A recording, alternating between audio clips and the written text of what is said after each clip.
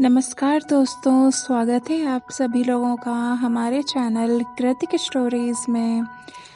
आज हम आपको बताएंगे एक पौराणिक कहानी जो आपको समझाएगी कि घर में शिवलिंग क्यों नहीं रखते।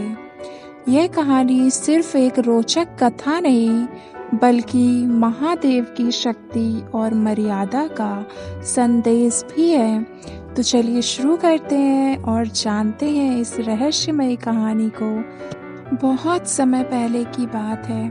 हिमालय पर्वत की ऊंचाई पर भगवान भोलेनाथ शिव शंकर अपनी अर्धांगिनी माता पार्वती के साथ तपस्या कर रहे थे।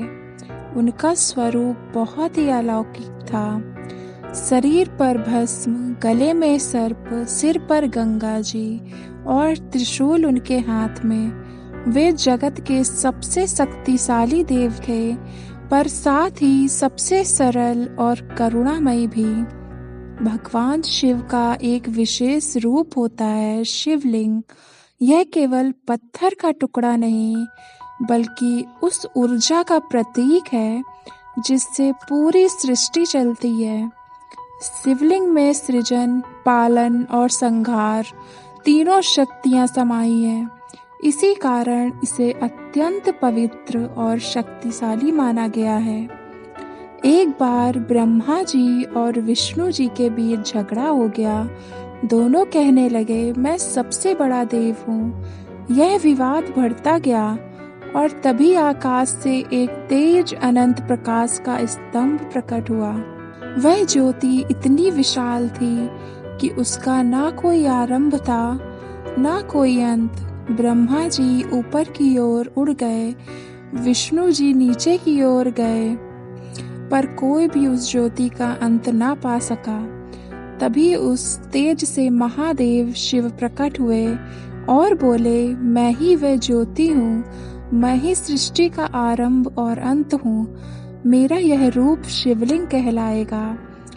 यह था पहला ज्योतिर्लिंग और तब से शिवलिंग को शिव की अनंत शक्ति का प्रतीक माना गया।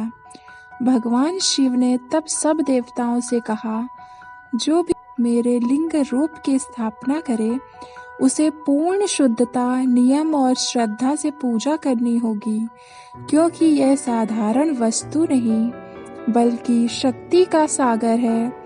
जहाँ इसका आदर नहीं होगा, वहाँ शांति नहीं टिकेगी। इसी कारण कहा गया है, शिवलिंग को साधारण घरों में नहीं रखना चाहिए, क्योंकि उसकी ऊर्जा बहुत तीव्र होती है, जिसे हर कोई संभाल नहीं सकता। इसी से जुड़ी एक पौराणिक कथा है। बहुत समय पहले एक गांव में सोमदत्त नाम का व्यक्ति रहता था। वह भगवान शिव का बड़ा भक्त था। हर सोमवार मंदिर जाकर जल चढ़ाता, मंत्र जाप करता। एक दिन उसने सोचा, क्यों ना मैं अपने घर में शिवलिंग स्थापित कर लूं, ताकि रोज पूजा कर सकूं।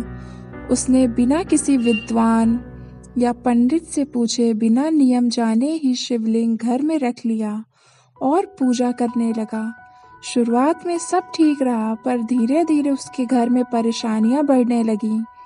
कभी पैसों की कमी, कभी बीमारियां, कभी झगड़े। सोमदत्त हैरान हो गया। उसे समझ नहीं आया कि आखिर गलती क्या हुई।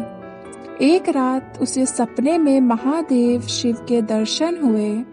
भोलेनाथ बोले, सोमदत्त, तुम्हारा भाव पवित्र है, पर तुमने मेरी मर्यादा भंग की है।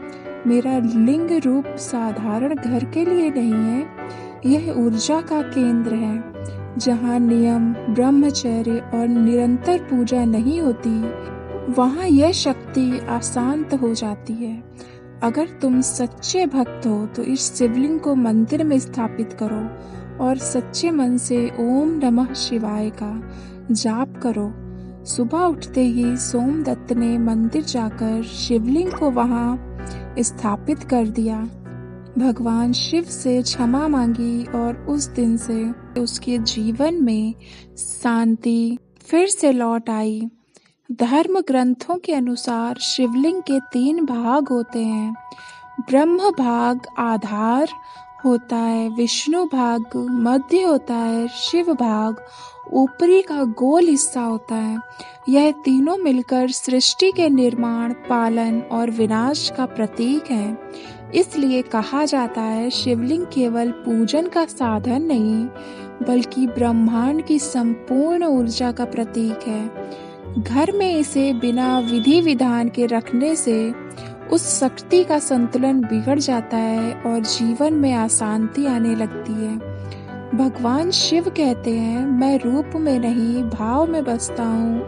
मेरा स्मरण करो, सच्चे मन से ओम नमः शिवाय का जाप करो, तो मैं तुम्हारे हृदय में ही निवास करता हूँ। इसलिए कहते हैं शिवलिंग को घर के मंदिर की जगह अपने मन के मंदिर में स्थापित करो। वही सबसे पवित्र स्थान है जहाँ भोलेनाथ सदा वास करते हैं। और इसीलिए आज तक कहा जाता है घर में शिवलिंग रखने से पहले उसकी मर्यादा समझो, वरना जो शक्ति आशीर्वाद बन सकती है वही परीक्षा बन जाती है। दोस्तों, ये थी महादेव की कथा और इसका संदेश कि शिवलिंग सिर्फ पत्थर नहीं बल्कि ब्रह्मांड की ऊर्जा का प्रतीक है। इसलिए हमेशा ध्यान रखिए कि भक्ति और मर्यादा के साथ ही पूजा करें। अगर आपको ये कहानी पसंद आई हो तो लाइक और शेयर करें, और ऐसे ही रोचक और भावपूर्ण कहानियों के लिए सब्सक्राइब करना ना भूलें। और आपसे फिर मिलते हैं नेक्स्ट वीडियो में। तब तक के लिए धन्यवाद। जय हिंद, हर हर महादेव।